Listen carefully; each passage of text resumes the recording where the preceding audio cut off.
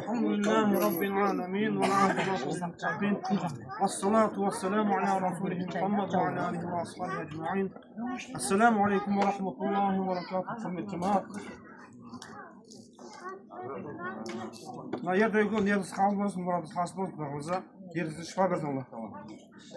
Peygamberimiz sallallahu aleyhi ve sellem hadisinde de hassinu amwalakum biz zakati ve dawa muradakum bis sadakati ve istakbalul bela bi tadarru'i ve dua edin.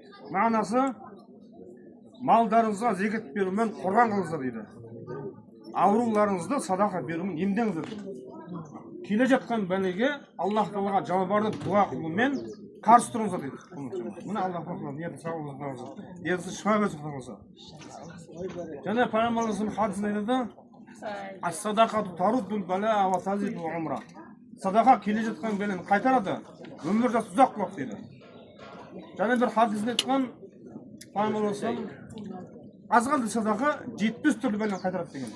Азғанды садақа берсеңіз, азғанды садақа 70 түрлі бәле келе жатқан бәлені қайтарады деген Пайғамбарымыз хадисінде. Және бір хадисінде айтты: "Иттақун нара валау бишшиккати тамрати." Жарты құрма болса да садақа беріп, өздеріңді тозақ отынан қорғаңдар дейді. Мына қараңыз, садақа жоқ. Садақа шын ниетпен берілсе, бұл аз болсын, көп болсын, Аллахтан қабыл етсе, ол нағыз садақа болады. Қараңыз, жарты құрма тоясыз ба? Тоймайсыз, Пайғамбарымыз айтып отыр, жарты құрма болса да беріп, өздеріңді тозақ отынан қорғаңдар деп отыр. Жарты құрма. Ол садақа деген кейбір кісі түсінеді, ол тек ақша берумен түсінеді. Ондай емес, садақаның алғаны көп былай. Несі жаңа түсіндіріп өте кең. Пайғамбарымыз айтады: "Күллу ма'руфин садақа" дейді. Әрбір жақсы амал, әрбір жақсы іс садақа дейді. Бір мұсылманның бауырына жымиып, күлімсіреп қарасаңыз, соны садақа дейді. Жолда кетіп бара жатып, аяғыңызға бір бататын бір тас тікен болса, алып тастасаңыз, адамдар тастайды. Ол да садақа дейді. Қараңыздар, садақаның ең несі сондай. Ең азы өзі. Ол садақаны көп азы жоқ екен. Шын ниетпен берілсе болса, садақа болады екен. Алла қабыл етсе, Аллахтың өмірі ұзақ болады, бәлелерден аман сақтайды, өмірі ұзақ болады деген садақа несі.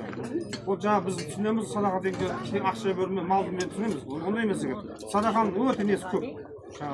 Алғымы өте кең.